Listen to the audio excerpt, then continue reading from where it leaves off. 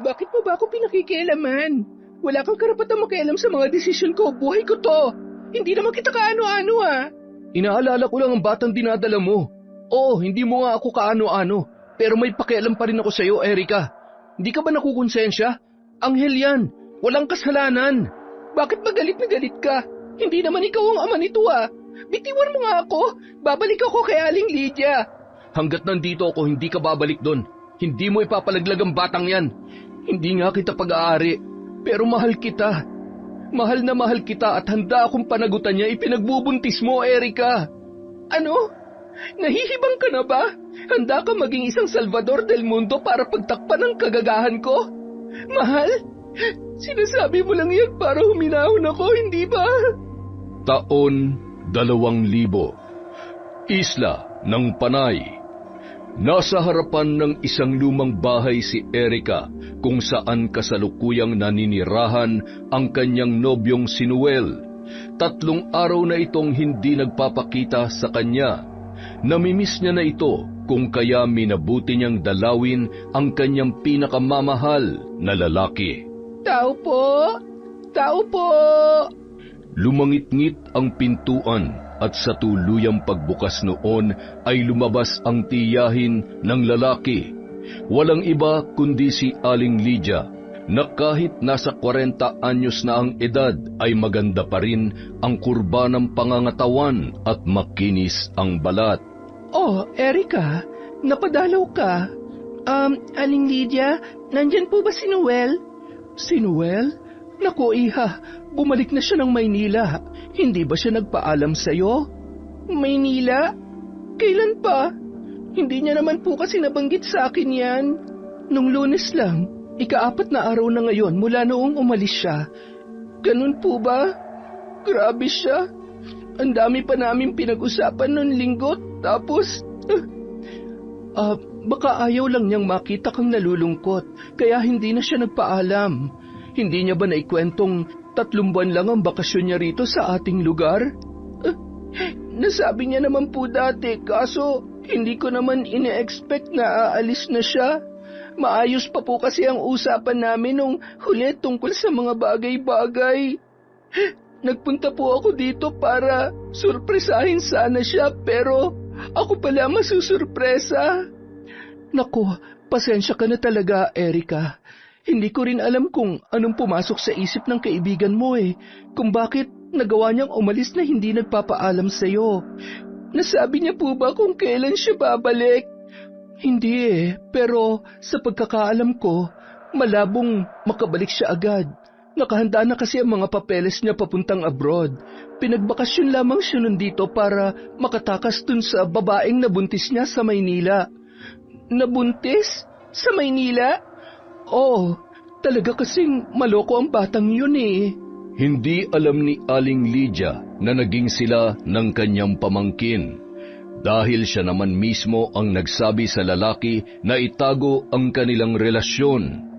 Umalis si Erica sa bahay ni Aling Lydia na may lihim na luha ang mga mata. Napakasakit para sa kanya ang kanyang natuklasan at pakiramdam niya ay sasabog siya kung hindi pakakawalan ang mga maiinit niyang luha. Makarma ka sana, Noel. Danasin mo sana ng 10 beses ang sakit na pinadama mo sa akin. Halos 1 linggong hindi lumabas ng bahay si Erica. Mabigat ang pakiramdam niya dahil sa kasawian sa pag-ibig. Anak, mukhang nahalata na kita. Meron ka bang dinaramdam? Wala naman po, Tay. Ilang araw ka nang nagkukulong dito sa loob ng bahay. Hindi ka naman dating ganyan. Sabihin mo nga, may problema ka ba? Wala po, Tay. Wala lang po ako sa mood na makihalubilo sa mga tao nitong nakaraan. Alam mo, para maarawan ka naman, ikaw na magdala nitong mga suman dun kina Aling Magda. Maraming order ang matanda kasi dumating daw yung apo niya nag-aling sa Maynila. Tay, pwede po bang kayo na lang? Ikaw na, para naman makakita ka ng ibang tao. Lagi ka na lang nagmumukmuk dito Oo nga, tinutulungan mo naman ako magluto nitong mga paninda nating mga kakanin pero mukhang lumilipad naman yung isip mo. Ay, sige na nga po, Tay. Ang kulit niyo naman po kasi. Aba, ako pa itong makulit. Balita ko magandang lalaki daw yung apo ni Aling Magda. Ano naman po ngayon? Wala naman. Gusto ko lang na makilala mo. Tay, ikaw ba yan? Akala ko pa stricto kayo pagdating sa mga ganyang bagay. Bakit mukhang inaano nyo na ako ngayon? Ano inaano? Binibiro lang naman kita, anak. Siyempre, ayoko muna mag-asawa ka. Pero kung makikipagnobyo ka naman, ayos lang din sa akin. Basta mabait at mapagkakatiwalaan yung lalaki. Ha? Ewan ko po sa inyo. Basta ayoko sa mga lalaking yan. Wala naman yung idudulot na maganda sa akin Uy, ito talagang dalaga ko, oo. Ang sungit masyado. Huwag kang ganyan, anak. Abay, tatanda kang dalaga niyan. Samantala, habang pinagmamasdan ni Anthony ang kanyang lola Magda na masayang naghahanda, ay napapangiti na lamang ang lalaki. Lola, ang dami naman po yatang pagkain ang hinanda nyo. Dalawa lang naman po tayong kakain. Alam mo, Apo, dito sa probinsya ng lola mo, walang nasasayang na pagkain dahil marami tayong mga kapitbahay. Papupuntahin niyo po ba sila dito? Hindi, ipagbabalot ko sila. Ay, teka, may kumakatok sa pintuan. Papasukin mo nga, Apo. Tumalima naman agad si Anthony. Sa pagbukas niya ng pinto, tumambad sa kanya ang isang magandang babae. Mahaba ang nakalugay nitong buhok na may bitbit na basket. Napatitig siya sa hugis puso nitong muka, maging sa mapula nitong mga labi na halatang hindi nababahiran ng lipstick. Nandyan ba si Lola Magda? Oo, nasa loob. Pasok ka. Lola, may bisita po kayo. Lola Magda, magandang araw po. Dala ko po ang mga suman. Erika, akala ko yung tatay mo ang maghahatid ng mga yan. Ako na po ang inutusan niya. May gagawin daw po kasi siya sa bukid. Ay, Erika, oo nga pala. Siya ang apo ko, si Anthony.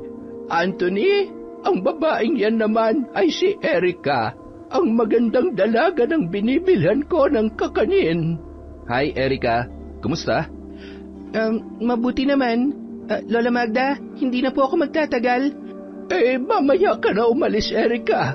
Sabayan mo kaming kumain nitong apo ko. Siya nga pala, ano bang nangyari sa'yo nitong huli? Nawalan ka raw ng ganang maglalabas. Ay nako, si tatay talaga, napaka-tsismoso. Alam mo namang hindi ka na iba sa akin, Erika. Halika muna, magkwentuhan muna tayo. Sige na nga po, hindi naman ako nakakatanggi sa inyo, Lola Magda Lihim na napapangiti si Anthony habang pasimpleng sumusulyap sa kumakain na si Erika. Hanggang sa pag-alis nito ay sinundan niya pa ng tanaw ang dalaga. Lola, gaano po kayo ka-close nung Erika? Simula nung maliit pa yan, lagi na yung pumapasyal dito. Maaga kasing naulila sa kanyang ina. Ang tatay niya na lang ang mag-isang nagpalaki sa kanya. Alam mo namang malapit ako sa mga bata kaya hindi na iba sa akin si Erika. Para ko na rin siyang apo. Magkaedaran lamang yata kayo Maganda siyang bata, hindi ba? Opo, kakaiba po ang ganda niya. Yung tipong hindi nakakasawang pagmasdan. Pero mukhang suplada, la. Kita niyo naman kanina, hindi nga ako tinatapunan ng tingin kapag kinakausap ko. Baka naman nahihiya lamang. Mabait na bata si Erika, apo. Kaibiganin mo at siguradong magkakasundo kayo. Kinahapunan, muling naghatid ng mga suman si Erika. Nataong maagang namalengke si Lola Magda at si Anthony lang ang naiwang mag-isa. Mamaya na lang ang bayad pagdating ni Lola, Erika ha. Wala kasi akong pera Hintayin mo na lang, pauwi na rin siguro yun. Sige, hihintayin ko na lang siya. Pumasok ka muna. Hindi na, dito na lang ako. May upuan naman dito Erika? Ano kasi, ikaw pa lang yung kakilala ko dito. Baka naman pwedeng samahan mo akong mamasyal. Ipasyal mo ako. Alam mo na, para naman hindi ako mabagot dito sa bahay ni Lola. Nako, marami kasi akong ginagawa sa amin, Anthony Ano na lang, nagsisimba ka ba? Baka naman pwede mo akong isama. Nagsisimba naman ako. Lagi ko ngang nakakasabay ang lola mo eh. Sa linggo, sasama ako kay lola. Magsisimba ka rin, hindi ba? Oo. Ramdam ni Anthony na parang naiilang si Erica sa kanyang presensya, ngunit kailangan niyang gawing kampante ang babae sa pamamagitan ng pagbubukas niya ng iba pang usapin, dahil gusto niyang maging kaibigan yon. Akmang ibubuka na sana niya ang bibig niya nang may isang motorsiklong huminto sa tapat ng kanilang bakuran. Lalaki ang nagmamaneho noon at isang buntis ang nakaangkas sa kanya. Magandang araw. Pwede ba magtanong kung nasaan ang bahay dito nung hilot? Nasa dulo po nitong daan. Kung maliwa lang po kayo at makikita niyo ang isang luma ngunit malaking bahay. Doon po nakatira si Aling Lydia. Matapos magpasalamat, umalis na rin kaagad ang mag-asawa na sakay ng motorsiklo. Hilot? Nalito ako dun ah. Ano yun, Erica? Nanghihilot ng mga buntis o hindi kaya ng mga bata. O kahit dun sa mga nakakaranas ng pananakit ng katawan, si Aling Lydia ang kilalang hilot dito sa amin. Dinadayo siya ng mga nangangailangan ng serbisyo niya. Kahit mga taga-ibang barangay nagtutungo dito, mahusay kasi siyang hilot. Oh, bakit nangingiti ka dyan, Anthony? May nakakatawa ba sa mga sinabi ko? Wala naman. Masaya lang ako kasi mahaba na yung mga sinasabi mo. Ha? Wala. Sabi ko, ang ganda mo. Aba, loko to ah. Ayos ka rin pala, no? Oh, ayan na pala si Lola. Kanina ka pa ba, Erica? Pasensya ka na. Nakalimutan kong mag-iwan ng pambayad kay Anthony. Ayos lang ho, Lola. Bakit hindi mo pinapasok sa loob si Erica? Baka naiinip na yan kahihintay sa akin. Sana binuksan mo yung TV. Lola, ayos lang po ako. Hindi naman po ako naiinip. Saka, nag-uusap naman po kami ni Anthony. Ganun ba? Sandali lang at baka hinihintay ka na ng tatay mo sa inyo. Dalhin mo na rin itong sariwang isda. Kinabukasan, binulabog ang buong barangay ng isang masamang balita. May natagpuan daw na isang bangkay sa mapunong bahagi sa kanilang lugar. Ang masaklap pa ay buntis ang naturang babae at karumaldumal ang nangyari dito. Wakwak ang kanyang tiyan at naliligo sa sariling dugo. Naging usap-usapan yon sa buong nayon, pero walang nakakakilala sa naturang bangkay. Diyos ko, yan yung babaeng nagpahilot sa akin kahapon ah. Mukhang nagalit pa nga yung lalaking kasama niya kasi bakit daw mabubuntis yung babae? Baog siya. Nako, kawawa naman. Nasaan na kaya yung kasama niya, Lydia? Magkasabay naman silang umalis kahapon sa bahay ko, kaya hindi ko rin masasagot yung tanong mo, Aling Magda. Kung sino man ang gumawa niyan, siguradong matindi ang galit. Halang lang ang kaluluwa ng taong dudukot sa sanggol na nasa sinapupunan ng babaeng yan. Kung ano man ang dahilan ng pagkamatay niya, sana'y makamit niya ang hustisya. Napailing na lamang si Erica nang masilayan ang kalunos-lunos na itsura ng babae. Nakikilala niya ang mukha noon dahil yun ang buntis na nakita niyang nakaangkas sa motorsiklo ng lalaking nagtanong sa kanila kahapon. Naglalakad pa uwi sina Alfredo at Erica nang muling mapag-usapan ang tungkol sa nangyari sa babae. Sa palagay niyo, Tay, yung lalaki kaya may gawa, yung lalaking kasama niya? Hindi ko rin masabi, anak. Minsan na rin kasi ako nakakita ng ganoong senaryo. Nung maliit ka pa at kasama pa natin ang nanay mo. At sa palagay ko, hindi pang karaniwang taong gumawa noon dahil... Dahil ano po, Tay? Wala, anak. Tay, ayos lang po ba kayo? Kung ang nilalang na yun ang may gawa, alanganin ang lahat ng mga buntis na nagtutungo sa barangay natin para magpahilot kay Aling Lydia. Po? Bakit naman po? 3 buwan na lang at papalapit na ang mahal na araw. At kung siya nga ang may gawa, panigurado nagsisimula na naman siya maghasik ng lagim. Tay, hindi ko po kayo maintindihan. Manananggal, ang nilalang na yun, anak, ang siyang dahilan kung bakit nasawi ang iyong ina. Kung nagbalik na nga siya, paghahandaan ko ang Kwaresma. Ipaghihiganti ko nanay mo, anak. Manananggal ang pumatay kay nanay? Oo, gaya na nangyari sa babaeng yon. Dinukot din ang sanggol na nasa sinapupunan ng iyong ina. Ganun na ganun ang anyo niya. Nung gabing nadatnan ko siya sa aming silid. Galing ako kay Lydia noon. Pinahilot kita kasi nahulog ka sa may hagdan. Gabi na tayo nakauwi nun. Halos pagsakluban ako ng langit at lupa nang bumungad sa akin ang kalunos-lunos na anyo ng nanay mo. Biyernes Santo yun. Tandang-tanda ko pa. Natanaw ko pa sa bintana ang paglayo ng manananggal sa tirahan natin. Halos hindi makapaniwala si Erica sa mga narinig niya buhat sa kanyang ama. Ang buong akala niya, nagkasakit ang nanay niya kaya yun pumanaw. Hindi kasi nagkukwento si Alfredo tungkol sa pagkamatay ng kanyang asawa. Ngayon lang nito nabanggit kung ano talaga ang tunay na dahilan kung bakit maaga siyang naulila sa kanyang ina. Lagi nang nagmamasid si Alfredo sa mga kabahayan. Inaalam niya kung sino ang buntis sa kanilang mga kabarangay at kung sino-sino ang dumadayo roon.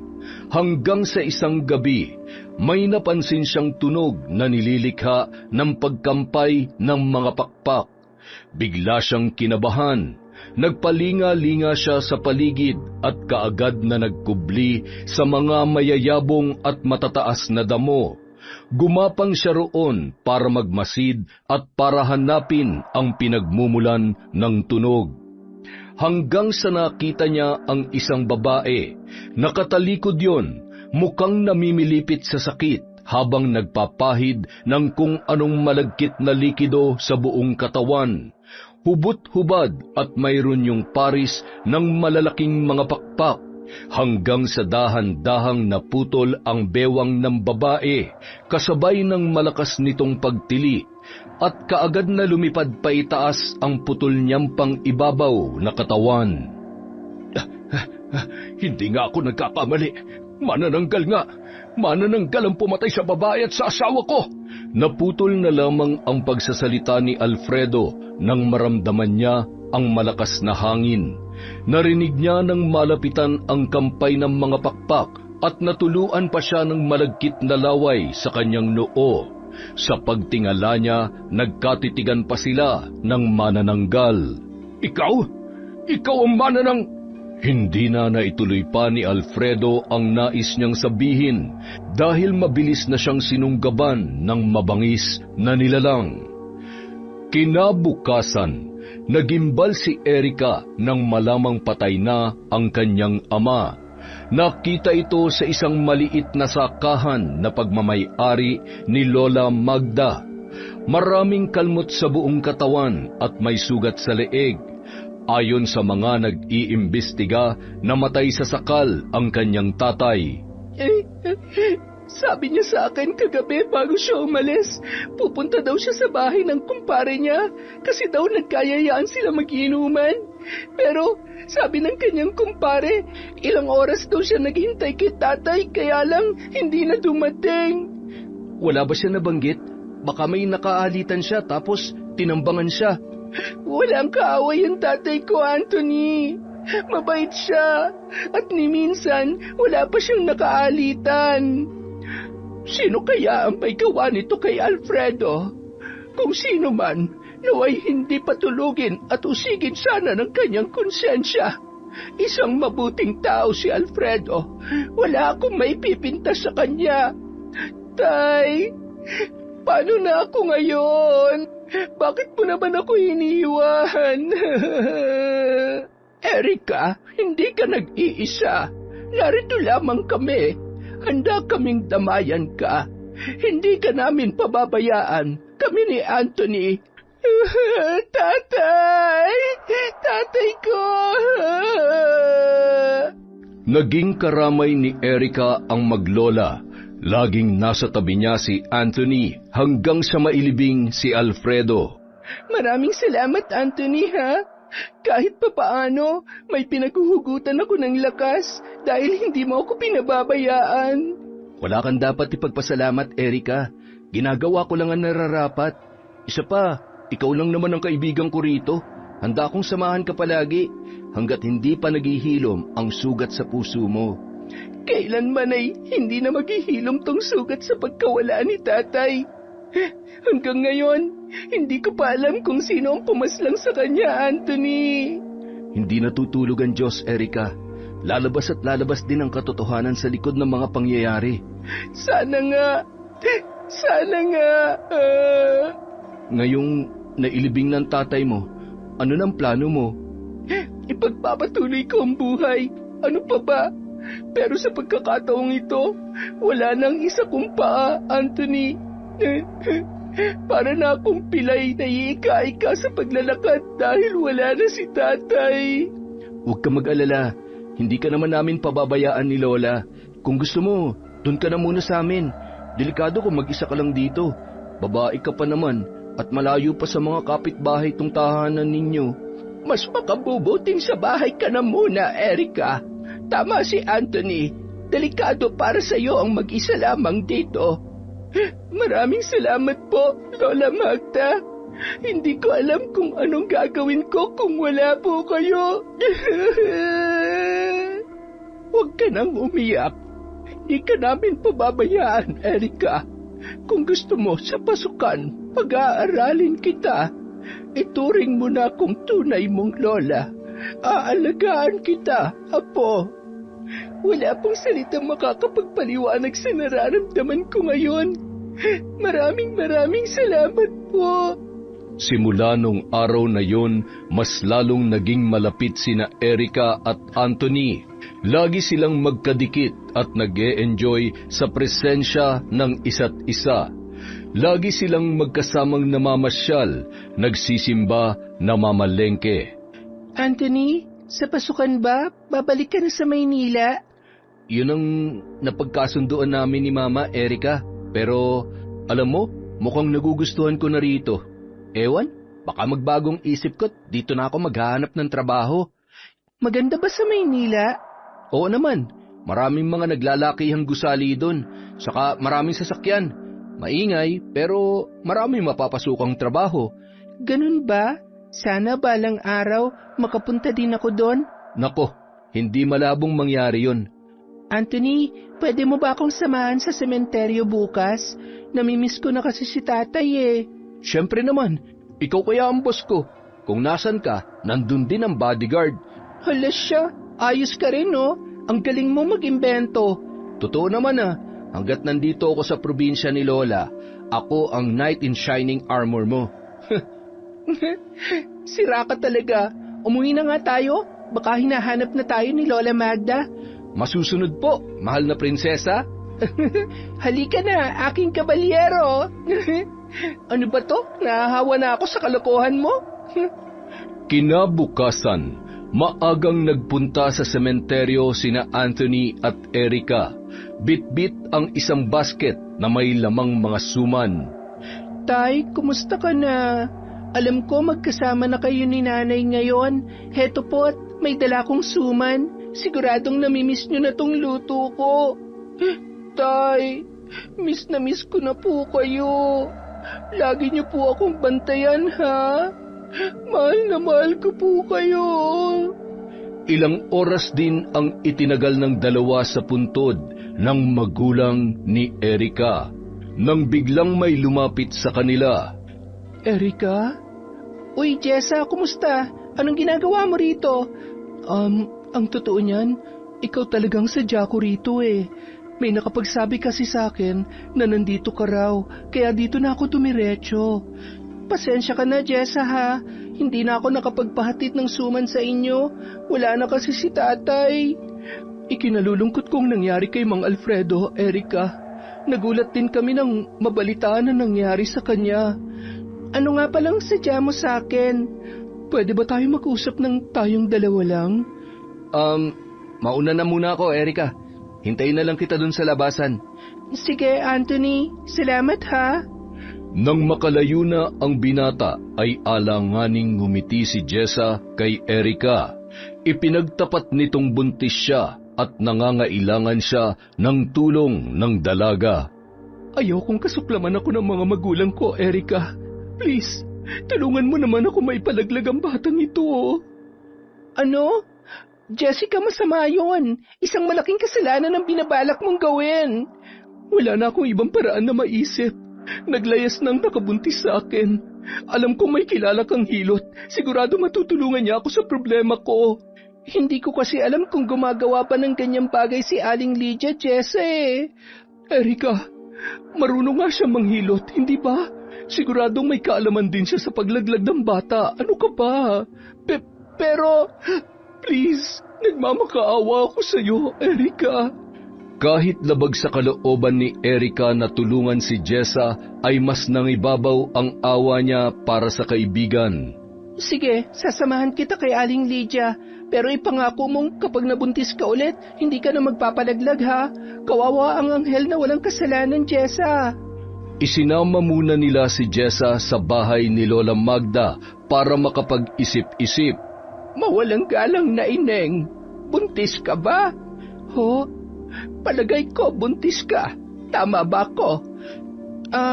Hindi po siya buntis, Lola Magda. Hindi nalilinlang ang mga mata ko, Apo. Isang tingin ko lang sa leeg mo. Alam kong may buhay na pumipintig dyan sa sinapupunan mo. Hindi na nakaimik pa si Jessa. Nagkatinginan naman sina Anthony at Erica. Hinawakan ni Lola Magda ang tiyan ng babae. Mag-aapat na buwan na, hindi ba?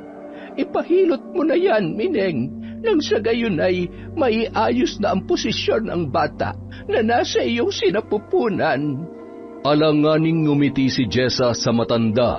Makalipas ang ilang minuto, niyaya na ni Jessa si Erica na magtungo sa bahay ni Aling Lydia. Nagpaiwan naman si Anthony. Malapad naman ang ngiti ni Aling Lydia nang salubungin silang dalawa. Kasalukuyang nagwawalis ang babae sa bakuran nito. Erica, anong may paglilingkod ko sa inyo? May kailangan po ang kaibigan ko sa inyo, Aling Lydia. Ay, sandali lang at maghuhugas muna ako ng kamay. Pumasok na muna kayo sa loob.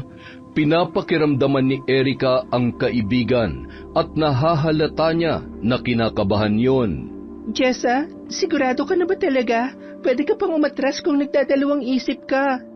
Sure na ako, Erica. Wala nang atrasan to. Hinawakan ni Erica ang kamay ni Jessa. Nanlalamig ang mga yon. Pagpasok ni Lydia sa sala galing sa kanyang silid ay may bitbit na itong garapa. Naglalaman yon ng langis na siyang ginagamit niya sa panghihilot. Nang ilahad ni Jessa ang nais na mangyari ay nanlaki ang mga mata ni Lydia. Diyos ko, ang akala ko'y magpapahilot ka para ilagay sa tamang posisyon ang baby dyan sa tiyan mo. Magpapalaglag ka pala. Abay, nakapag-isip ka na ba ng 10 beses, Ineng? Tumango na lamang si Jessa habang diretso ang tingin nito sa mga mata ni Aling Lydia. Aba, kung ganon, kayang-kaya ko namang gawin ang nais mo. Pero hindi mo ba pagsisisihan ang desisyon mong ito? Ang pagsisisi ay laging nasa huli, Ineng. Kaya kung gusto mo pang umurong, walang problema yon. Sigurado na po ako. Pakiusap po. Sana'y manatiling lihim itong gagawin natin. Sige, kung handa ka na, sumunod ka sa akin. Magiging masakit ang prosesong ito, pero sa tulong ng mga halamang gamot na ipapainom ko sa iyo, hindi mo iindahin na mahabang oras ang kirot at sakit. Basta susundin mo lamang ang ipagbibilin ko. Tumango si Jessa at kaagad na tumayo para sumunod kay Aling Lydia. Kinakabahan naman si Erica na sinundan ng tingin ang dalawa. Habang naiwang mag-isa sa sala ang dalaga, pabalik-balik naman siya sa paglalakad.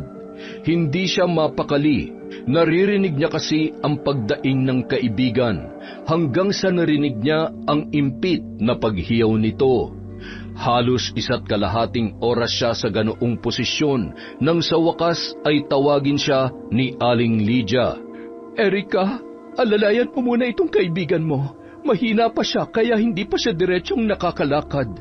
Tumalima naman agad ang dalaga at inalalayan si Jessa papunta sa sala galing sa silid ni Aling Lydia.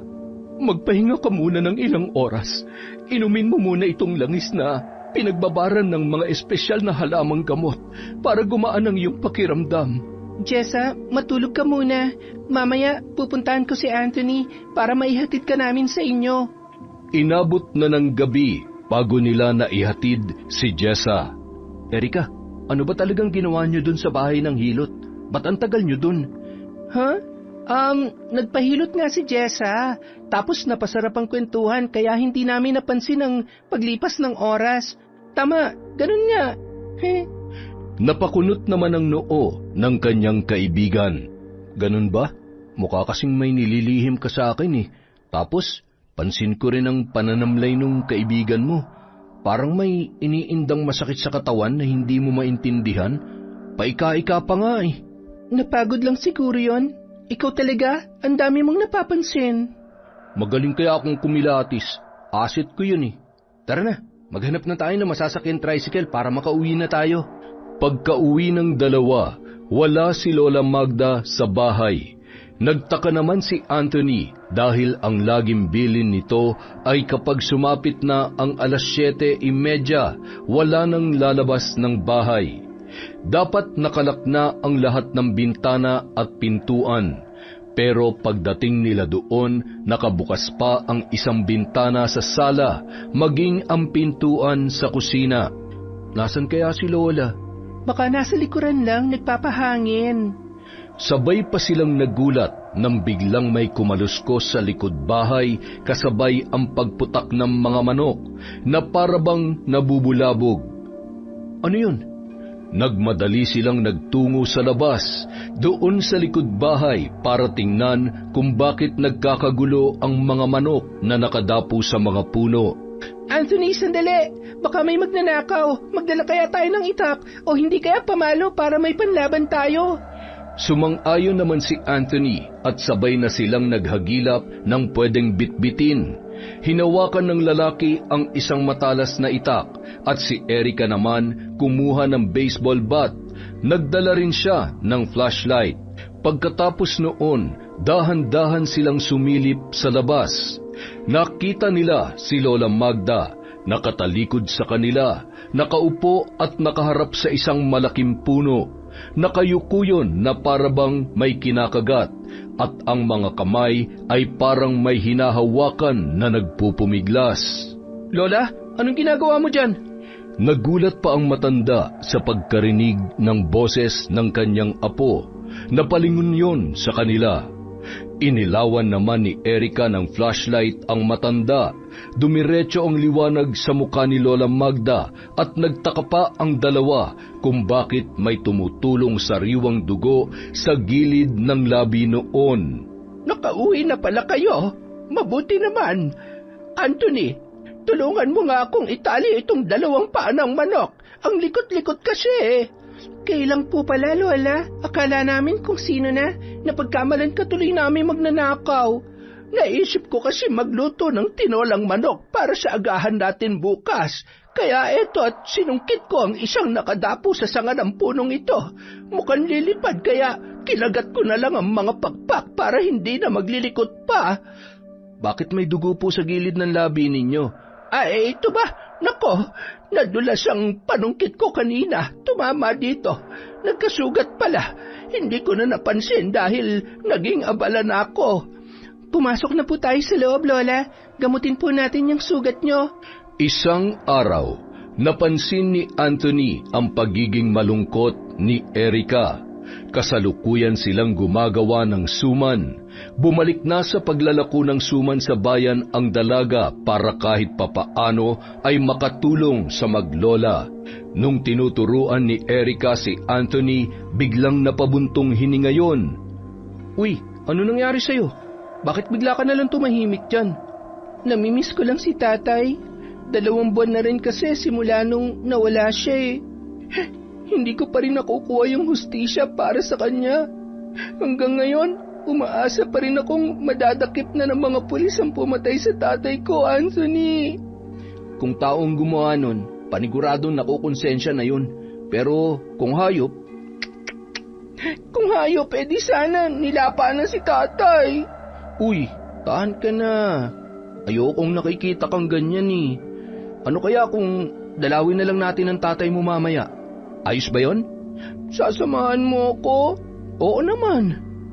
Kahit nalulungkot ay napangiti na lamang ang dalaga.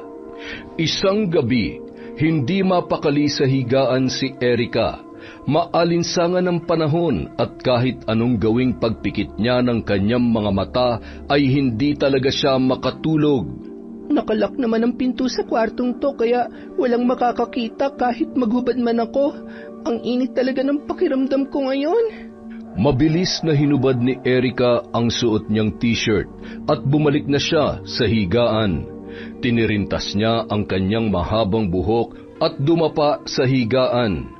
Pakiramdam naman niya ay hindi siya makahinga kaya tumihaya na lamang siya. Naaalala na naman niya ang kanyang ama nang tumitig siya sa kisame. Muling nagnilid ang mga luha sa kanyang mga mata sa isipin na palagi siyang pinapaypayan ng kanyang ama noon kapag naiinitan siya. Tatay, miss na miss ko na po kayo. Makalipas ang ilang minutong pag-iyak, hindi niya na namalayan na nakatulog na pala siya. Bandang madaling araw, nagising si Erika dahil nakaramdam na siya ng lamig. Babangon na sana siya para kunin ang kanyang hinubad na t-shirt nang maramdaman niya na may pumipintig sa gilid ng kanyang puson. Napahawak siya roon at pinakiramdaman ng maigi ang sarili. Pinigil pa niya ang paghinga para masiguro ang kanyang nararamdaman. Napalunok siya nang maramdamang tila may namumuong kung ano roon na tila tumitigas. Kinabahan siya ng husto at nagbilang sa kanyang mga daliri. 3 buwan na pala akong hindi dinadatnan. Diyos ko, hindi kaya nagbunga ang ginawa namin noon ni Noel? Pero 1 beses lang yun ah. Diyos ko naman, posible kayang buntis ako? Kinabukasan, pasimpleng tinanong ni Erika si Lola Magda kung paano nito na lamang buntis si Jessa sa simpleng pagtingin lang nito sa leeg ng dalaga. Kasalukuyang nagdidilig ng halaman ang matanda. Iba kasi ang lakas ng pintig ng mga ugat sa leeg niya. Yun bang parang nag-uunahan? Lola, posible bang mabuntis ang isang babae kahit na 1 beses lang siyang nagalaw? Oo naman. Sabihin mo dun sa kaibigan mo na palaging kumain ng masustansyang pagkain. Huwag magpapagod at magpakonsulta agad sa doktor kapag may hindi magandang naramdaman para maging safe ang baby niya. Opo, sasabihin ko po sa kanya, Lola. Lola, lahat po ba ng buntis naglilihi? Hindi naman. Ako kasi nung pinagbubuntis ko ang mama ni Anthony, wala naman akong naramdamang kakaiba. Bukod doon sa matakaw ako sa mga ginataan, kahit anong ulam basta may gata, nilalantakan ko talaga. Ibig sabihin, hindi kayo nandidiri sa mga bagay-bagay tulad ng ibang mga buntis? Nako, hindi. Hindi ako maselan magbuntis. Yung mga kapitbahay ko nga nagugulat na lang kasi saka pa nila nalalamang buntis ako kapag malaki na ang tiyan ko. Ganun po pala yon. Magkakaiba kasi ang mga nararamdaman ng nagbubuntis. Uy, ano yan? Ang aga-aga may naririnig na akong buntis-buntis ah. Ano bang pinag-uusapan yung dalawa? Tungkol to kay Jessa. Chismoso ka rin no? Nagtatanong lang eh. Bakit ba ang sungit mo? Hindi ako masungit. Sinasagot ko lang ang tanong mo. Hindi eh. Iba yung dating ng tono ng sagot mo eh. Parang merong diin. Kung idiin ko kaya tong kamao ko sa mukha mo. Tingnan mo nga yan. Ang sungit talaga. Lola, si Erika oh. Ay nako, kayong dalawa talaga. Para kayong mga aso at pusa.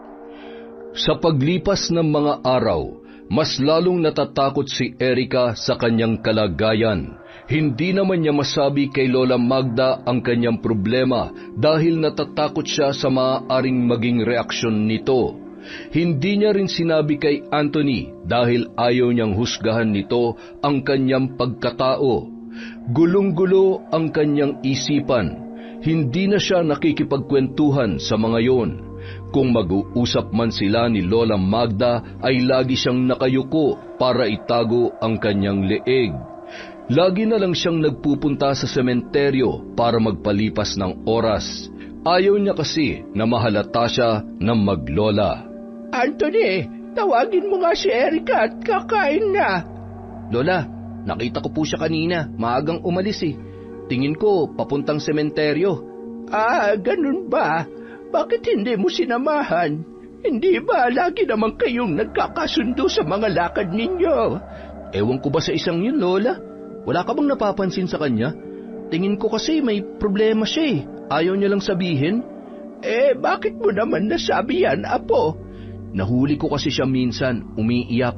Tinanong ko kung anong problema. Sabi niya wala. Pero pakiramdam ko, meron talaga, Lola eh. Malakas ang kutob ko eh.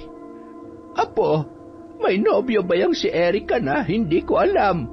Wala naman, Lola. Saka, hindi ako makakapayag na magpaligaw pa siya sa iba. Bakit naman? Ano kasi, Lola eh. Secret lang natin to ha. Gusto ko kasi siya. Hindi pa ako nakakakuha ng tiyempo para magtapat. Baka sabihin niya, sinasamantala ko lang yung pabor natin sa kanya. Talaga ba? Sigurado ka ba dyan? Oo naman po, Lola. Ang ibig kong sabihin ay kung totoo bang hindi ka pa nagtatapat sa kanya, baka naglilihim lang kayo sa akin. Lola, ba't naman ako maglilihim sa inyo?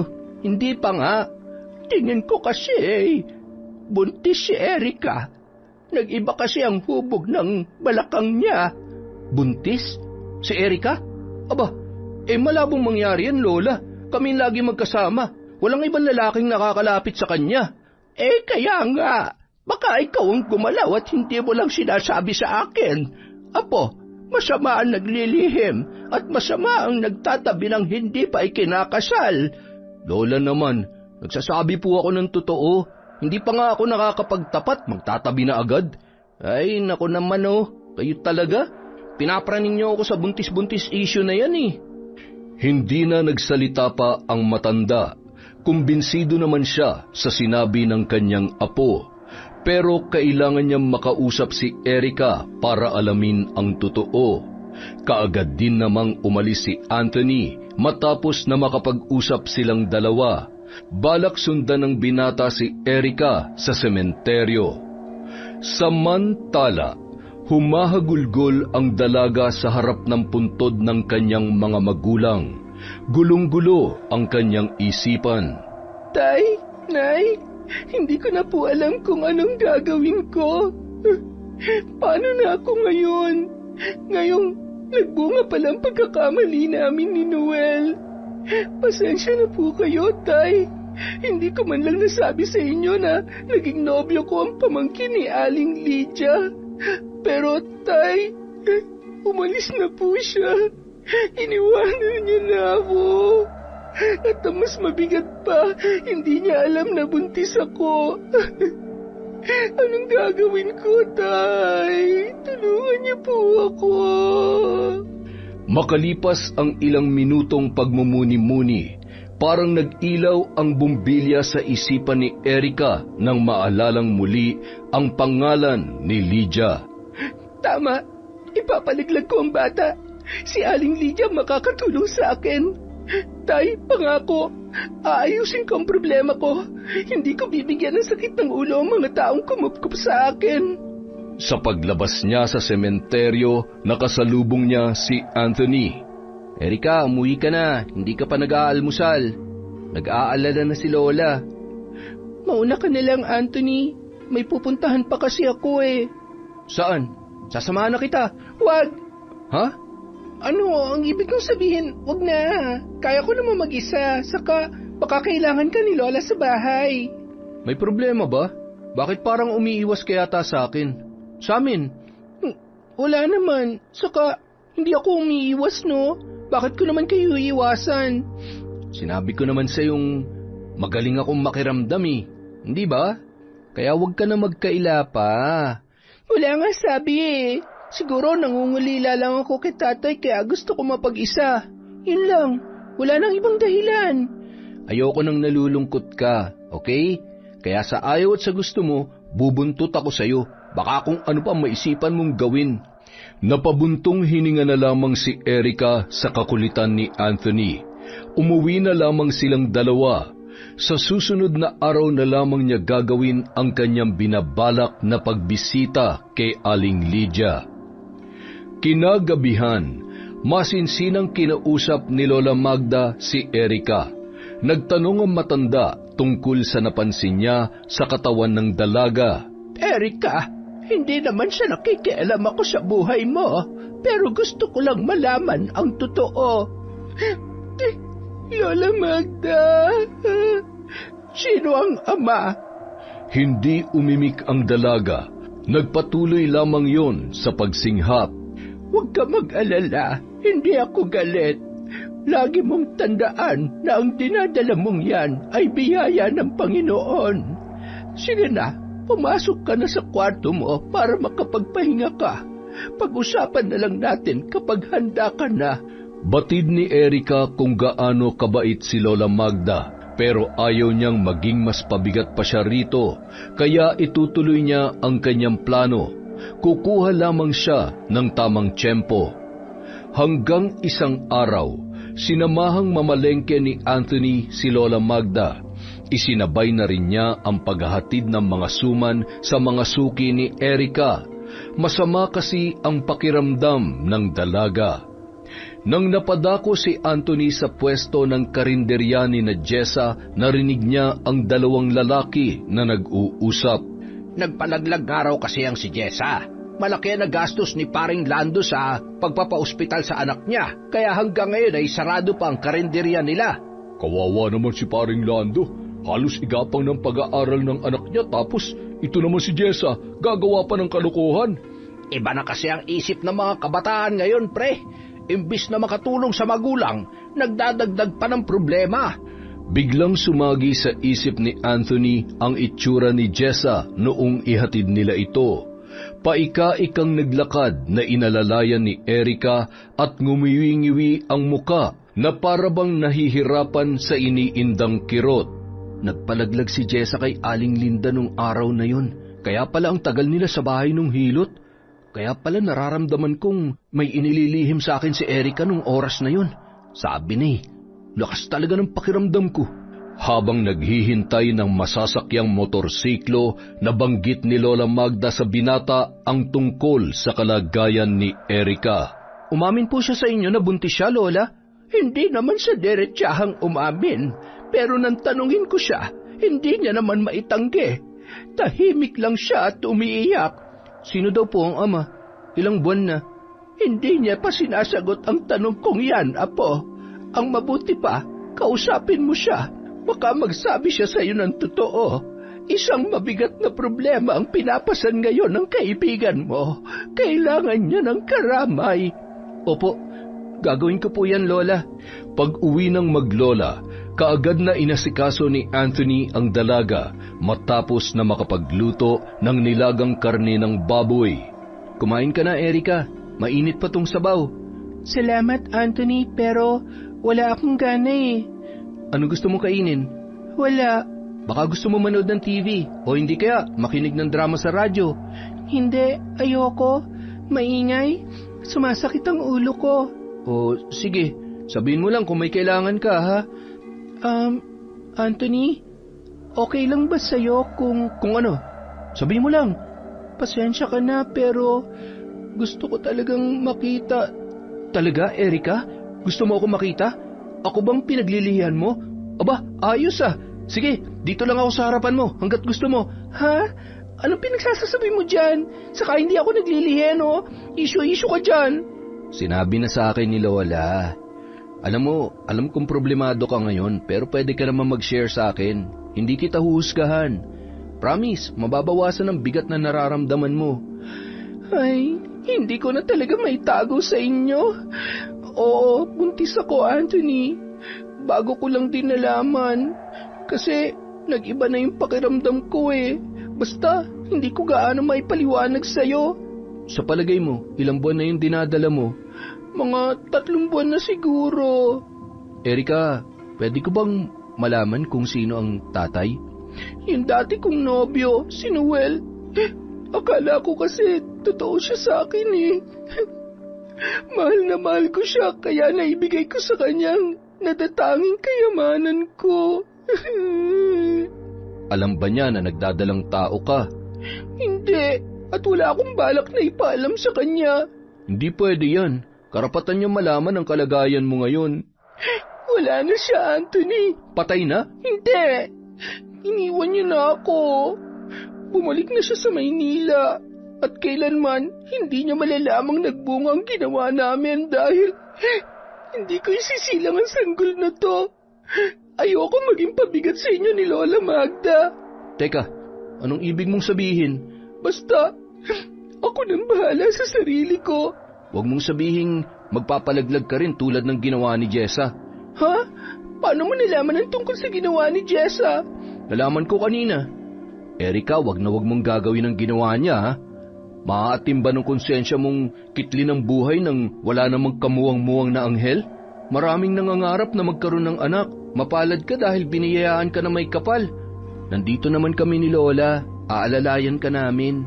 Hindi ka namin pababayaan, Erika. Hindi na nakaimik pa ang dalaga. Alam niyang kasalanan ang ninanais niyang gawin pero buo na ang kanyang pasya. Hindi na siya nakipagtalo pa kay Anthony.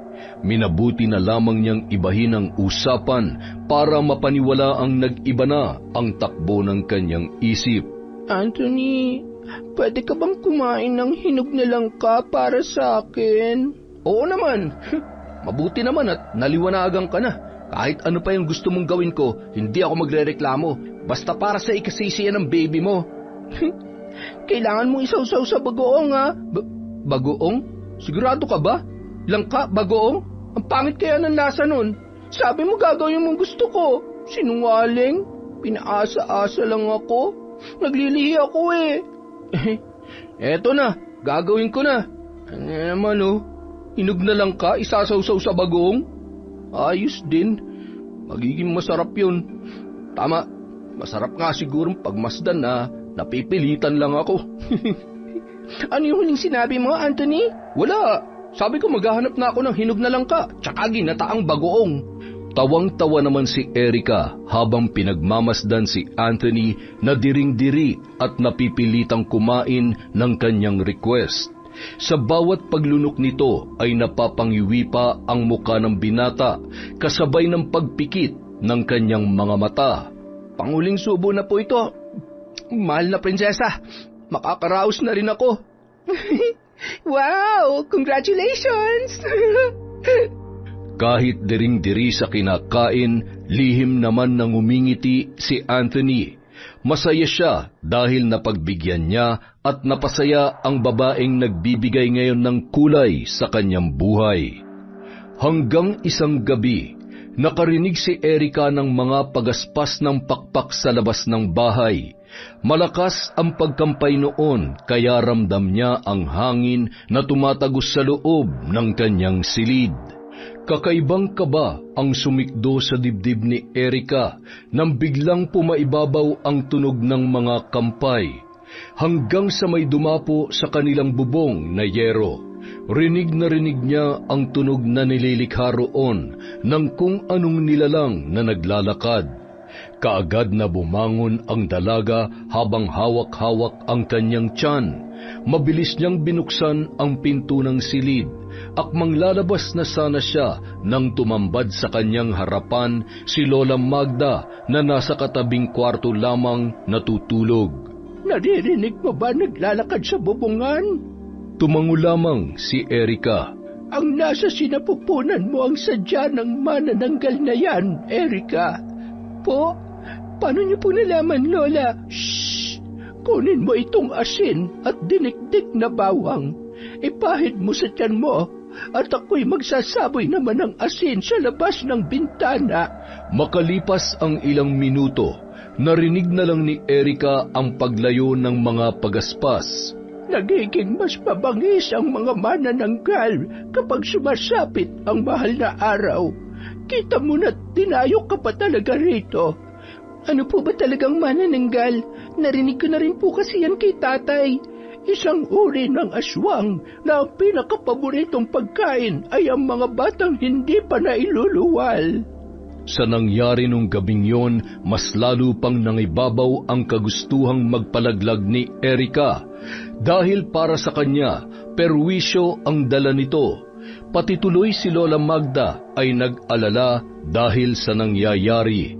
Kaya naman, kinabukasan, araw ng linggo, saktong nagpunta sa simbahan ang maglola para magpabendisyon ng mga palaspas. Sinadyang hindi sumama ni Erika, nagdahilan siyang masama ang kanyang pakiramdam. Nang makaalis ang maglola, nagmamadali naman siyang naligo at nagbihis para magtungo kay Aling Lydia. Alam niyang kapag ganitong papalapit na ang mahal na araw ay hindi nagagawi sa simbahan ang babae. Dahil gumagawa ito ng mga gamot na ibababad sa langis para gamiting panghilot.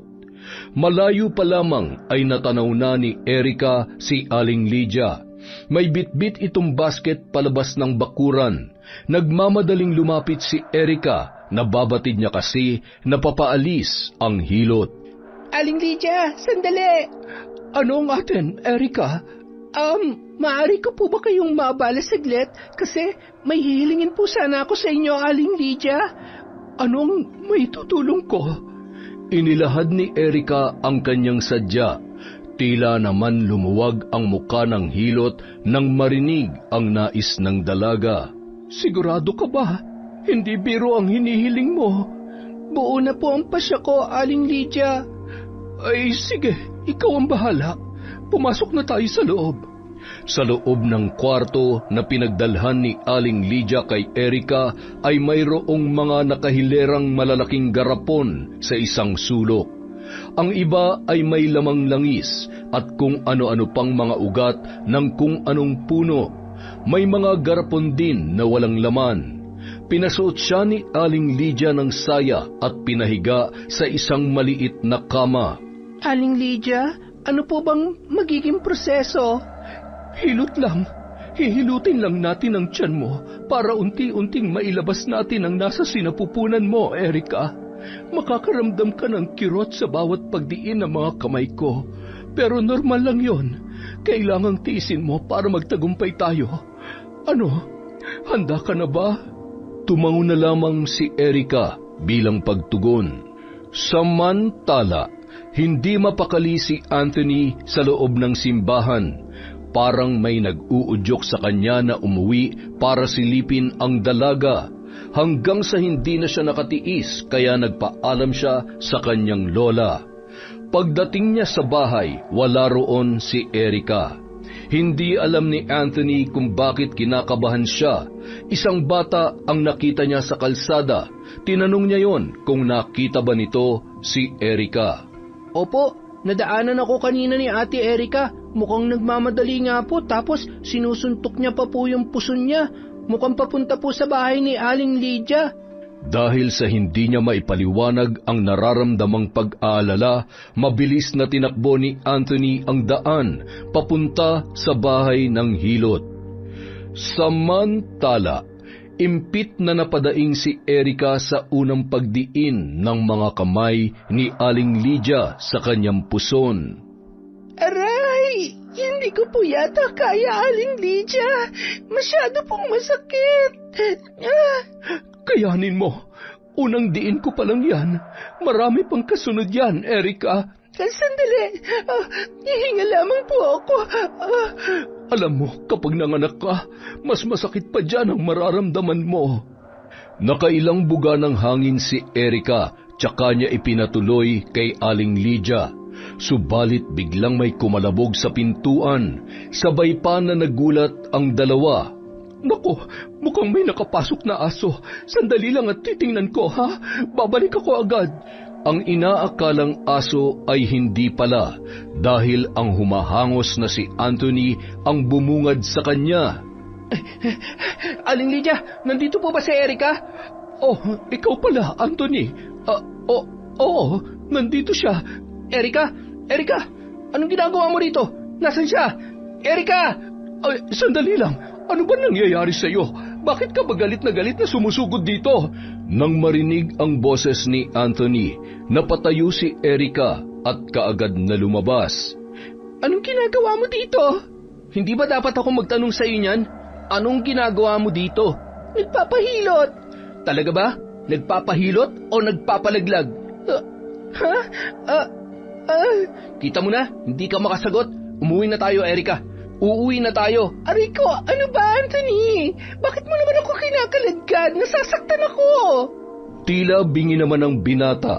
Patuloy niyang hinihila si Erica palabas hanggang sa tuluyan na silang nakaalis sa loob ng bakuran ni Aling Lydia. Nakakunot ang noo ng ginang na pinagmasdan ng dalawa habang papalayo sa kanyang tahanan. Nanginginig ang kanyang mga nakakuyom na kamay at nagtatangis ang kanyang mga bagang, hindi dahil sa pag-aalala sa dalaga, kundi dahil sa galit. Galit na galit siya dahil sa hindi na ituloy ang pagdukot niya sa namumuong sanggol na nasa sinapupunan ni Erica. Malas at dumating ka pa, Anthony. Wala tuloy akong libre makakain mamayang gabi. Pues, hindi ako titigil hanggat hindi ko nakukuha ang pinaka-aasam-asam ko sa iyo, Erica. Mamayang gabi, muli kitang bibisitahin. Samantala, galit na minura ni Erica si Anthony habang sila ay nasa gilid ng daan na napapaligiran ng mga tanim na saging. Bakit pa ba ako pinakikialaman? Wala kang karapatang makialam sa mga desisyon ko sa buhay. Hindi naman kita kaano-ano Inaalala ko lang ang batang dinadala mo. Oo, hindi mo nga ako kaano-ano, pero may pakialam pa rin ako sa iyo, Erica. Hindi ka ba nakukonsensya? Anghel yan. Walang kasalanan. Bakit ikaw tong galit na galit? Hindi naman ikaw ang ama. Bitawan mo nga ako. Babalik ako kay Aling Lydia. Hindi ka na babalik doon hanggat naririto ako. Hindi mo ipapalaglag ang batang yan. Isa lang tong kahihiyan, Anthony. Nagdadala lang to ng problema sa akin, sa inyo. Ayoko mas maging pabigat ako sa inyo ng lola mo. Naiintindihan mo ba ako? Hindi kita naiintindihan. Hindi ka naman naging pabigat eh. Kailanman hindi ka magiging pabigat. Mahal ka ng lola ko. Sa tingin mo, anong iisipin ng mga tao kapag pinagpatuloy ko ang paglaki nitong tiyan ko? Na isa akong kalat-karing babae? Nagpabuntis sa isang lalaking ilang buwan ko lang nakilala? Wala kang karapatang husgahan ng pasya ko, Anthony. Hindi mo naman ako pag-aari, Hindi nga kita pag-aari, pero mahal kita. Mahal na mahal kita at handa akong panagutan yung pinagbubuntis mo, Erica. Ano? Nahihibang ka na ba? Handa kang maging isang Salvador del Mundo para pagtakpan ang kagagahan ko? Mahal, sinasabi mo lang yan para huminahon ako, hindi ba? Una pa lang kitang nakita, tumibok na ang puso ko, Erica. Si Lola makakapagpatunay niyan. Mahal kita. Sana naman pagbigyan mo akong maging parte ng buhay mo para sa magiging anak mo. Pangako, magiging isang buong pamilya tayo. Hindi makapaniwala ang dalaga sa inilahad ng binata. Walang imik siyang naglakad pauwi sa kanilang bahay. Tahimik lang na nakasunod si Anthony sa kanya. Hindi sila nag-iimikan hanggang pagdating sa bahay. Nagtataka namang nagpapalipat-lipat ng tingin si Lola Magda dahil sa ipinapakita ng dalawa. Ano bang problema ninyo? Nag-aaway ba kayo? Bakit hindi kayo nagpapansinan? Yan kasing isa dyan, Lola. May ginawang kahibangan kanina. Nagpunta dun sa hilot, gusto magpalaglag. Ha? Ano? Totoo ba yun, Erica? Apo? Lola, yun lang kasi naisip kong paraan para makatakas sa kahihiyan. Mabuti na lang talaga dumating ako sa tamang oras. Kung hindi, baka pati ang babaeng yan na-ospital na ngayon. Ospital? Bakit naman ako mga-ospital? Magagaya ka lang naman kay Jessa. Ilang araw sa ospital dahil sa naisip niyang kahibangan. Si Jessa? Pero sabi ni Aling Lydia, magiging okay din si Jessa dahil may ibinigay naman siya mga halamang gamot Hindi tumigil ang pagdurugo niya. Ay, Diyos ko! Ano bang pumasok sa isip mo, Erica? Alam mo bang pwede mong ikamatayan? Bakit mo ba ginawa ang bagay na yan, Apo? Hindi nakakahiya ang mabuntis. Biyaya ng Panginoon ang batang yan. Wala siyang kasalanan. Lola, ayoko rin pong maging pabigat sa inyo. Erica, Pamilya na ang turing ko sa iyo. Ang magkakapamilya nagtutulungan, nagdadamayan, sa hirap man o sa ginhawa. Handa kitang alagaan pati ang sanggol mo. Hindi solusyon ang pagpapalaglag sa bata. Alam mo kung ano? Yon ay ang pagtanggap. Tanggapin mo ang iyong anak ng buong puso. Nangangailangan siya ng pagmamahal ng isang ina, Erica.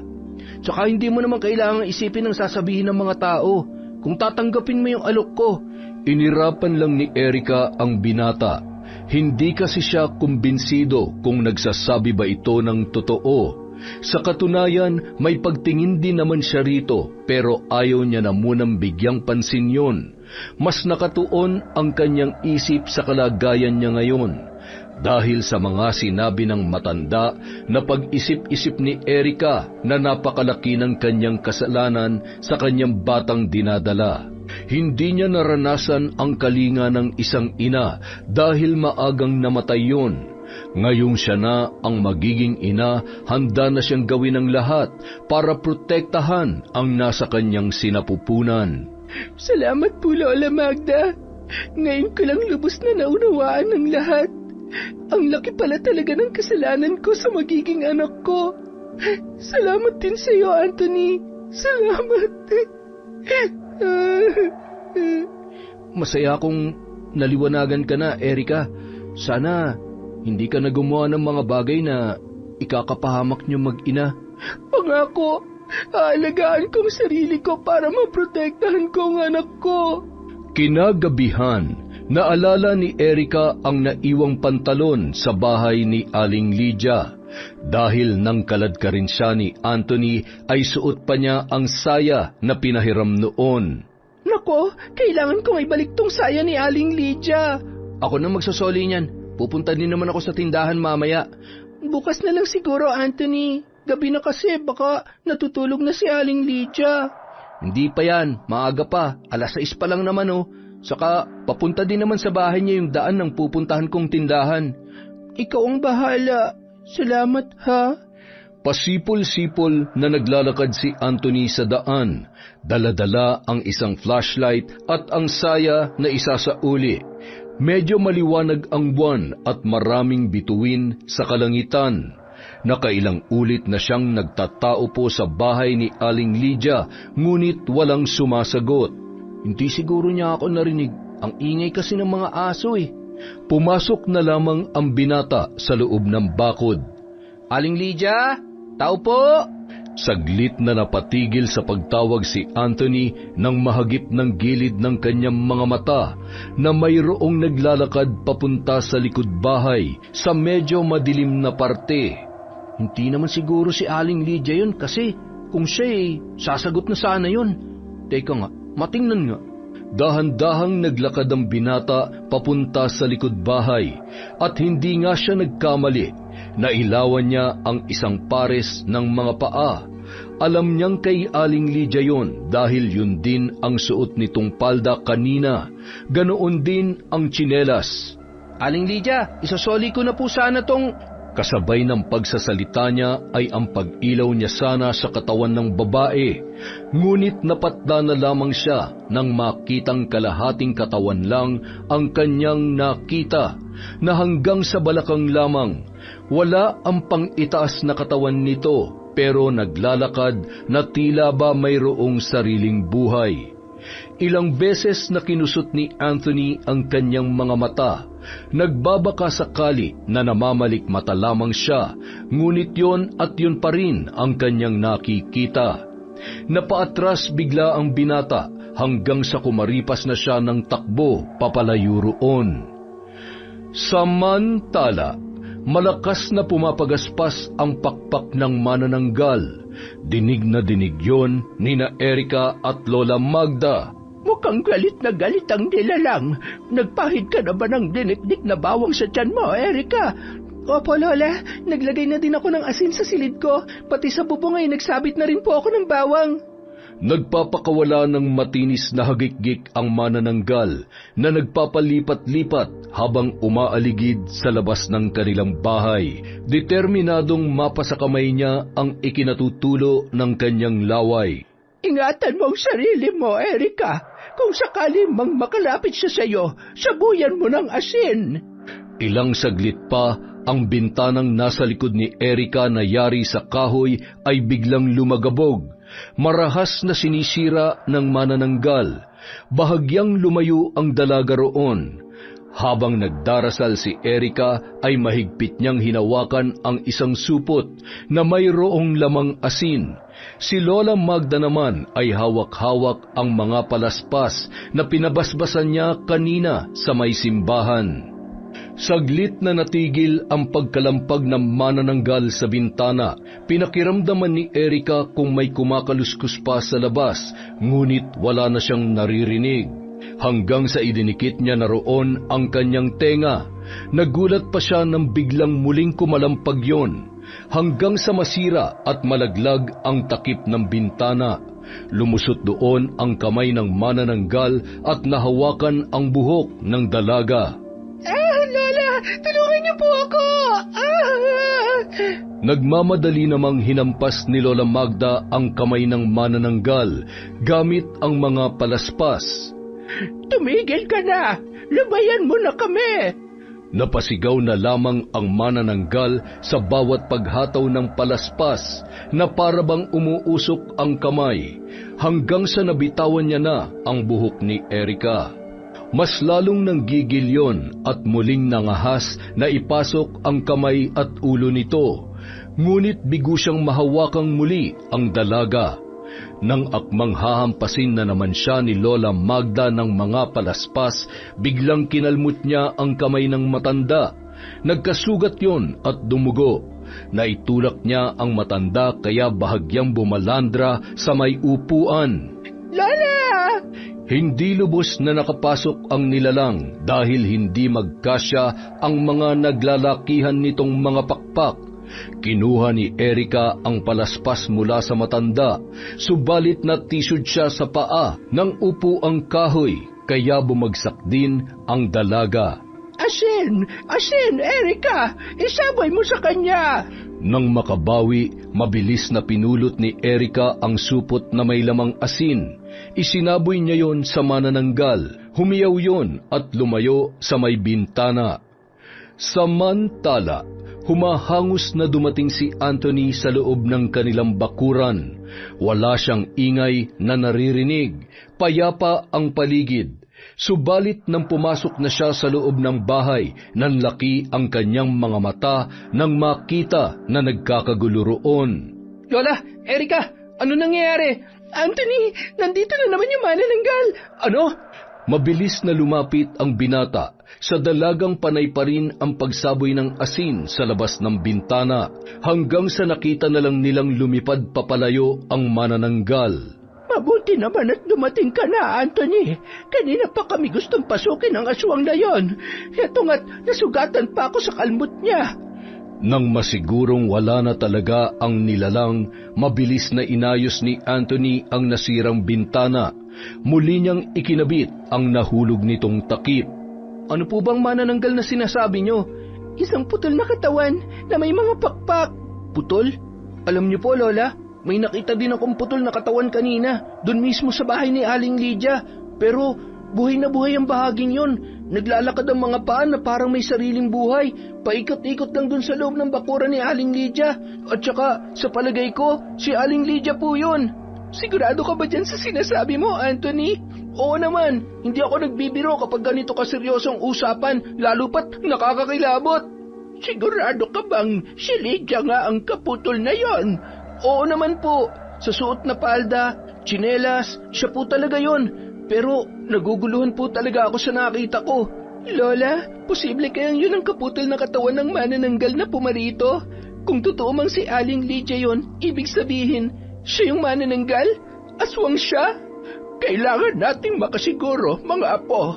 Sa Biyernes, kabilugan ng buwan. Alam kong mananalasa na naman ang nilalang na yon dahil patay ang Diyos. Anthony, kailangan mong maging matapang. Magbamasid ka kina Lydia. Kailangan maunahan natin siya bago pa niya masaktan si Erika. Bago pa niya madukot ang sanggol na nasa kanyang sinapupunan. Maghanda ka, apo. isang malaking misyon ang gagawin mo. Ha? Paano ko po mapapatay yung sinasabi niyong manananggal, Lola? Kapag nahanap mo ang kaputol ng katawan niyang naglalakad sa lupa, yun na ang pagkakataon natin. Sabuyan mo yun ng asin hanggang sa manghina at ibudbud mo ang lahat ng asin sa naputol na bahagi para malusaw yon. Sa ganoong paraan, mahihirapang makabalik ang kanyang pang-itaas na bahagi at sa oras na masinagan yun ng init ng araw, hindi na yun makakabalik pa sa anyong tao at masusunog na yun ng tuluyan. Ako na lang po kaya sigurong gagawa niyan, Lola. Baka kung ano pa mangyari kay Anthony. Tutal, ako naman po ang sadya niya. Hindi, Erica. Ako ang gagawa ng misyong ito. Wala kang ibang gagawin kundi alagaan at protektahan ang sarili mo. Samantala, nanggagalaiti naman si Aling Lydia. Ilang beses nang pumalpak ang balak niyang pagkain sa munting buhay na nasa sinapupunan ni Erica. Hindi ako susuko. Wala pa akong ginusto na hindi ko nakukuha. Dila lang ang walang latay sa gagawin ko sa iyo, Erica, at sa lahat ng mga makikialam sa akin. Hanggat nakakakain ako ng sariwang laman ng paborito kong pagkain, mananatiling bata ang pisikal kong anyo. Mananatili akong malakas at mabubuhay pa ako ng matagal sa mundong ito. Pagsapit ng Biyernes Santo, maagang naghanda si Anthony. Pumunta siya sa bayan para bumili ng maraming asin. Uubusin niya ang 3 kilo sa manananggal na tutugisin. Kinakabahan man sa maaaring mangyari ay nilalabanan niya yon. Lahat ay gagawin niya upang protektahan ang minamahal na dalaga. Kinagabihan, tahimik lang siyang nagmamasid sa bahay ni na Aling Lydia hanggang sa nakita niyang lumabas ang ginang sa bakuran nito. Nagmamadali, palinga-linga habang may hawak na sulo at ang isang kamay naman nito ay mayroong hawak na isang sungay ng kalabaw. Tumingala pa siya sa kalangitan kung saan bilog na bilog ang maliwanag na buwan at saka pumasok sa may loob ng sagingan. Sinundan siya ni Anthony. Maigsing distansya lang ang pagitan nito sa kanya. Ingat na hindi makagawa ng kahit anumang ingay. Nagkubli ang binata sa mayayabong na mga damo na nakapaligid sa ilang puno ng saging. Doon siya nagmasid kung ano ang gagawin ng hilot. Inilapag ng babae ang dala niyang sulo at pwersadong itinusok ang dulo ng sungay ng kalabaw sa isang puno ng saging.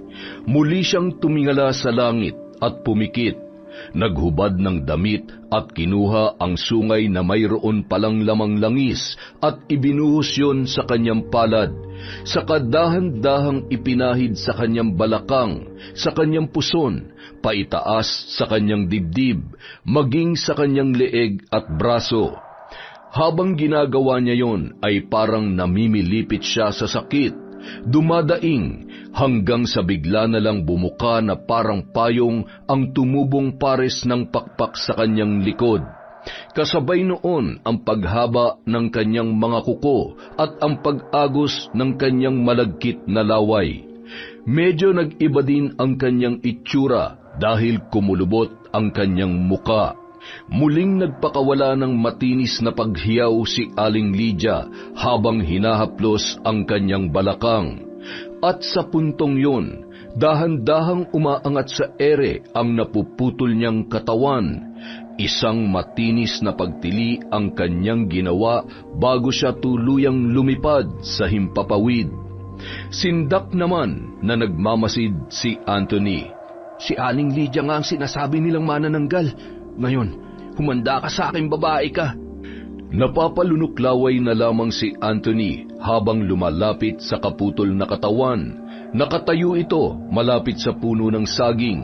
Hindi na nagdalawang isip ang lalaki at kaagad niya na yung sinabuyan ng asin. Ang mga laman loob noon ay umuusok, tila mga bulating hindi mapakali dahil sa asing tumama sa kanila na nagbigay ng hapdi. Nagsimulang maglakad ang paa noon na parang natataranta kung ano ba ang nangyayari sa mga bituka. Muling nagsaboy ng asin si Anthony at sa pagkakataong yon ay tumama na sa mga paa. Naglulundag yon dahil sa hapdi at sakit. Hindi sinasadyang nasagi noon ang sulo na nasa paanan ng puno ng saging. Natumba yun at dumikit sa ilang tuyong dahon kaya naglikha ng apoy. Nang makitang natumba ang pang-ibabang katawan ni Aling Lydia, ibinuhos na niya sa naputol na bewang ang asin. Muling nagpupumiglas ang mga paa hanggang sa magkikisay. Umusok ng malakas ang bewang at pumuputok-putok pa na parang iniihaw. Sa mulinong pagkisay, gumapang na ang apoy. Pinagmasdan na lamang ni Anthony ang pagkatupok noon at ang pagkalusaw ng mga naiwang laman loob. Tapos na ako rito. Kailangan ko na makabalik sa bahay. Baka kung ano na nangyayari doon. Hindi nga nagkamali ang binata dahil nadatnan niyang binabaklas ng manananggal ang kahoy na bahagi ng kanilang mga bintana. Marami na ring galos si Erica na patuloy sa paghataw ng palaspas sa manananggal. Erica, umusog ka! Ako nang bahala dyan! Magtago ka na para hindi ka makita nitong animal na to! Tumalima naman ang dalaga at ibinigay kay Anthony ang hawak na palaspas. Takot ka pala rito Sige, lapit! Lumapit ka nang makatikim ka ng sarap! Nagwawala naman ang manananggal dahil sa ginawa ng binata. Sinugod niya yun at nagpambuno silang dalawa. Nahawakan niya ang lalaki at sinakal agad yun. Nabitawan naman ni Anthony ang palaspas dahil sa pilit na kinakalas nito ang pagkakasakal sa kanya. Naalala ni Anthony ang asin na nasa kanyang bulsa. Dinukot niya yon at isinaboy sa muka ng halimaw. Napahiyaw naman ang manananggal at nabitawan siya nito. Narinig pa niya ang pagkampay ng mga pakpak na lumalayo. Wala na siya. Umalis na. Nagawa mo ba yung pinapagawa ko sa iyo, Apo? Opo, Lola. Kung ganon, babalik din ang manananggal dito, maya-maya lang. Hindi niya tayo tatantanan. Lola, natatakot po ako. Ngayon ka pa ba matatakot? Malapit na tayo magtagumpay. Konti na lang. Kailangan malagpasan natin ang gabing ito. Huwag nating hayaang may masaktan sa ating tatlo. Buhay niya ang magwawakas, hindi ang sa atin. Maliwanag ba, mga apo? Opo, Lola. Sa abot ng aking makakaya, puprotektahan ko po kayong dalawa. Ilang minuto lang ang lumipas, bumalik nga ang manananggal. Gigil na gigil. Muli nitong pinagbabaklas ang mga parte ng bahay na kaya niyang sirain. Agresibo at nanlilisik ang mga mata. Nagpapakawala ng matitinis na tinig. Ginawa na niya ang lahat para makapasok sa bahay na yon, ngunit hindi niya magawa. Hanggang sa labas lamang siya at patuloy na nagwawala. Ilang oras din ang lumipas hanggang sa narinig niya ang pagtilaok ng mga manok. Nang mapagtantong magbubukang liwayway na, kaagad siyang lumipad pa itaas at lumayo para balikan ang kanyang kaputol. Naiinis man ay tinanggap niya na lang na pumalpak siya nung gabing yon. Sa pagbalik sa sagingan, nakita niya ang bakas ng nasunog na mga dahon. Nag-alala ang manananggal at nagpaikot-ikot para hanapin ang kanyang kalahati. Subalit nanlaki lamang ang kanyang mga mata nang sa kabilang sulok ay nakita niya ang bakas ng mga nalusaw na bituka at ang nagkalat na asin sa lupa. Mabilis siyang bumalik sa bahay nila Lola Magda para maghiganti. Malakas na tinuklap ang pinto sa kusina at kaagad siyang nakapasok sa loob ng bahay. Samantala, naalimpungatan ang nakaidlip na si Anthony dahil sa mga naririnig na pagaspas. Akmang sisilipin na sana niya yon nang salubungin siya ng kalmot ng manananggal. Erica! Lola! Magtago kayo! Nakapasok na siya sa bahay! Huwag na huwag kayong lalabas dyan sa pinagtataguan nyo! Nakipagbuno si Anthony kay Aling Lydia, Gamit ang palaspas, hinataw niya rin yon ng hinataw. Kahit nasusugatan na ang manananggal, ay patuloy pa rin yon sa pakikipagtagisan ng lakas kay Anthony. Puno na rin ng kalmot ang katawan ng binata at nanghihina na rin siya, pero hindi siya susuko dahil siya lamang ang lalaki sa tahanang yun. Kaya gagawin niya ang lahat ng kanyang makakaya para labanan ang naturang halimaw. Ilang beses na rin siyang sinubukang kagatin nun sa leeg, mabuti na lamang maliksi siya at nakakaiwas. Hanggang sa nasilayan na lamang ni Anthony ang sinag ng haring araw sa kalupaan. Kahit nahihirapan, buong lakas niyang ibinalya ang manananggal na nakakapit sa kanya, ngunit hindi yon natitinag. Humahangos na rin si Anthony at pakiramdam niya anumang oras ay bibigay na siya. Muli siyang sinunggaban ng kagat ng manananggal, pero nahawakan niya ang muka nito at pilit na itinutulak papalayo, kaya lamang ay unti-unti na rin siyang bumibigay. Mabuti na lamang lumabas si Erica sa kwarto para sila ay silipin. Nang makitang nahihirapan na ang binata, buong lakas niya itong hinila malapit sa may bintana kung saan tumatagos ang liwanag na nagmumula sa pasikat na araw. Dahil sa nakakapit ang manananggal na pumapaibabaw kay Anthony, sa kanya tumama ang sikat ng araw sa gawing pakpak ng halimaw. Malakas na napahiyaw ang manananggal sa kadahan-dahang kumalas sa pagkakahawak kay Anthony. Tila sinindihan naman ang mga pakpak nito dahil unti-unting nasusunog. Si Anthony naman nanghihinang ipinikit ang kanyang mga mata. Nakadipa siya habang nakatihaya. Hindi pinapansin ang pagtapik ni Erica sa kanyang muka. Anthony! Anthony! Ano ba? Gumising ka naman! Nanatiling hindi kumikibo ang binata at hindi niya rin iminumulat ang kanyang mga mata. Anthony naman eh! Hoy, ano ba? Sabi mo pananagutan mo tong kagagahan ko, di ba? Bakit hindi mo panindigan? Hoy! Huwag mo naman akong iwan. Oo na, tinatanggap ko na yung alok mo. Payag na ako ikaw maging tatay nitong dinadala ko. Basta gumising ka lang. Talaga, Erica? Sigurado yan ha, walang bawian yan ha. Oo naman, walang bawian. Pexman! Hoy, manananggal lang ang dapat mamatay. Salamat naman at natapos na rin sa wakas. Makakatulog na tayo ng mahimbing mamayang gabi.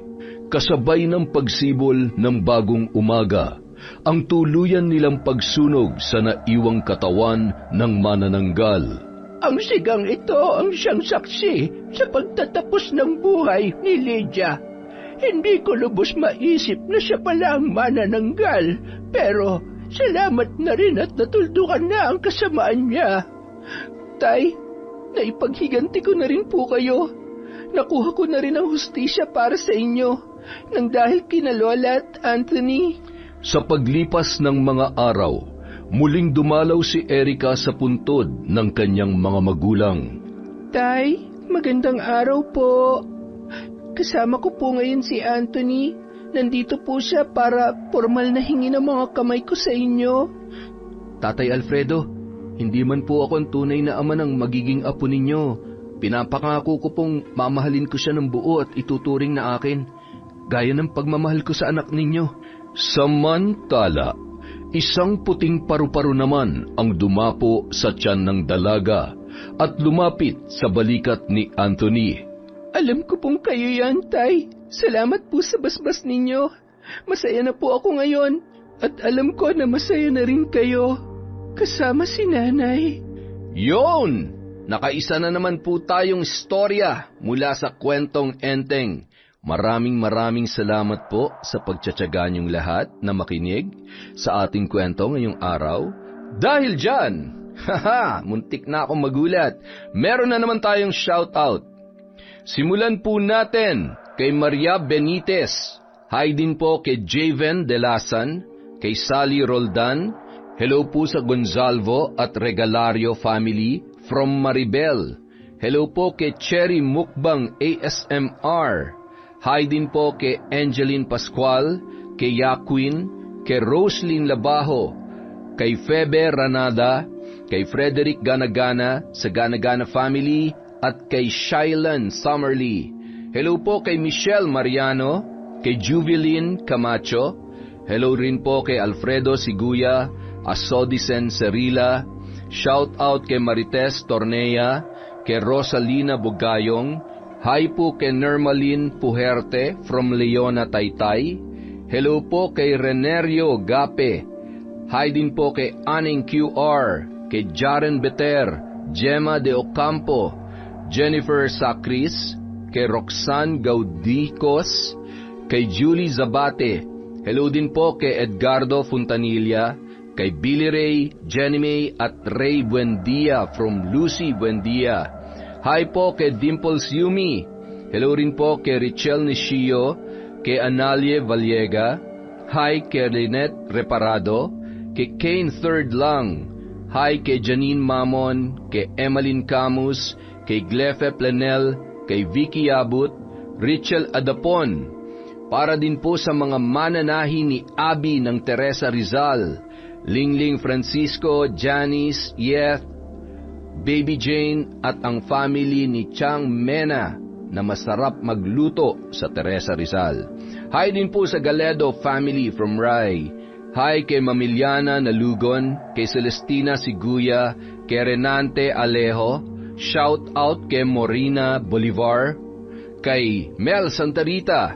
Hi po kay Earhart the Great Vlog. Hello din po kay June Sarip from Iligan City, kay Chris Alcantara, kay Nika Miguel. Shout out kay Rose Anmara, kay Jonah Angelica, kay Janet Cisneros. Hi kay Kaizeni, kay Marialyn Laudit, kay Chinchin Joquinto, kay Lent TV2, hello po, kay Milrose Galvez, kay Larcy Siriban, kay Gay Somodio. Hi kay Hannah Maylin Sesgundo, sa Al Fairuzi Salon of Qatar from Jonah Halog. Hello po kay Kurt Mina, kay Mirna Alfaro, kay Merly Fatalia, kay Rima Sionagi. Hi kay Sagutid New 18. Hello po kay Hilario Potra Jasmine. Hi din po kay Shauma TV, kay Merly Amistad, kay Chona Bainosa, kay Cecil Sabroso. Happy birthday po kay Antonio Naong Sir from Alma Naong. Hello kay Mary Jane Rojas, kay Elizabeth Maramot, kay Sara May 31, kay Ami Yong, kay Marie from Batangas, at kay Asha Aquino of Ilocos Sur. Maraming salamat po sa walang sawang pagsuporta sa Kwentong Enteng.